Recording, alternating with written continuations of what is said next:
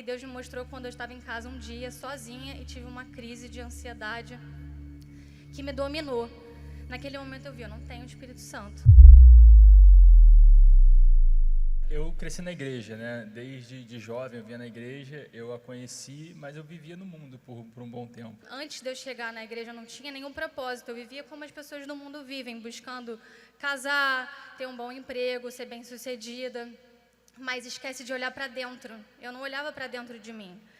Eu cheguei na igreja através do Renan, que era meu namorado na época, e eu vinha de forma religiosa. Minha família não tinha uma religião, frequentava às vezes a religião católica, mas eu então passei a acompanhar o Renan com esse, sem propósito, na verdade, eu só vinha.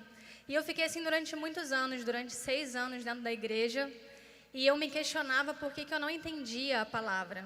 Eu nem falava com ele, mas eu vinha e eu saía da reunião e pensava, por que eu não estou entendendo?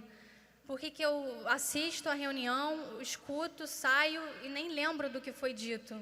E eu me questionava porque eu já tinha feito uma faculdade, era boa aluna, estava fazendo a 2ª faculdade de arquitetura e eu não conseguia discernir que isso era espiritual. E porque eu acabava colocando o meu coração nessas coisas. Lá para 2017, em algum momento, também despertou em mim um propósito maior e eu busquei isso em Deus, uma transformação da minha vida. Ele começou a orar, a meditar, e aquilo começou a despertar em mim, me incomodava, mesmo sem eu entender, me incomodava. Eu falei, mas eu não faço nada disso. A gente tinha um namoro do mundo antes. Quando ele se batizou, ele falou para mim, eu ainda não entendia, porque ele estava numa fé e eu não estava na mesma fé. Ele falou que queria um namoro conforme a vontade de Deus, que a gente não ia ter mais intimidade. O dízimo, eu lembro que eu até falei com ele, eu não dava o dízimo. Nesses 6 anos eu não dava. Aí teve uma vez que eu sempre vi ele dar o dízimo. E aí eu perguntei para ele, mas e se você colocar o dízimo no altar e o pastor pegar? Eu lembro que eu falei com ela que, na verdade, o dízimo é entre você e Deus. Depois que você coloca no altar, está nas mãos de Deus. E aí, se o pastor quiser pegar, é ele e Deus. Foi isso que ele falou, e eu pensei, faz sentido. Ele fez a parte dele, colocou no altar. A partir dali é ele, o homem de Deus é ele e Deus também. Mas ele fez a parte dele. E também porque em casa sozinha eu comecei a ter crise de ansiedade, pesadelo, medo de morte.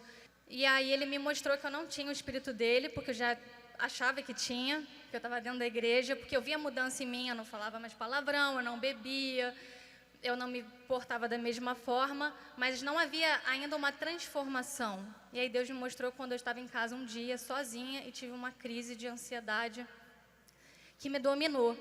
Naquele momento eu vi, eu não tenho o Espírito Santo. Se eu tivesse, eu não ia passar por aquilo. E foi algo muito ruim, algo que me fez muito mal, mas ao mesmo tempo aquele mal veio para o bem, porque eu enxerguei que eu podia ter tudo aquelas coisas que aos olhos do mundo eu já tinha. Tinha uma vida financeira por causa dos meus pais, viagens, tudo, aos olhos do mundo. Mas dentro eu não tinha nada, eu tinha um vazio, eu precisava de Deus. Naquele momento eu falei, meu Deus, não adianta eu ter tudo isso se eu não tiver o Senhor, eu não tenho nada. Tudo mudou na minha vida quando eu comecei a meditar na palavra.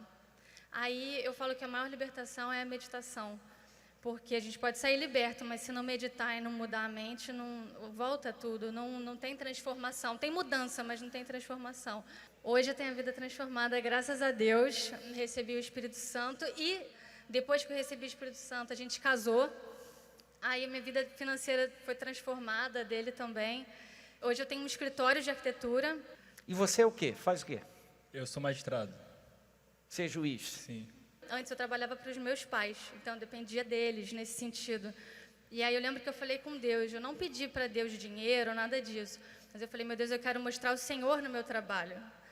E aí Deus fez a obra de uma forma extraordinária que hoje eu não consigo nem imaginar. A gente tem um apartamento onde a gente nunca imaginou que iria ter, carro, enfim. Tudo que eu tinha, eu falo, meu Deus, eu posso perder tudo, mas eu não posso perder o Senhor. Porque tudo que eu tinha, que eu achava que tinha valor, hoje para mim não tem valor se não for para Deus. Se não for para ganhar almas para Deus, para servir a Deus, para glorificar o nome de Deus através do meu trabalho, da minha vida, do nosso casamento. Deus abençoe.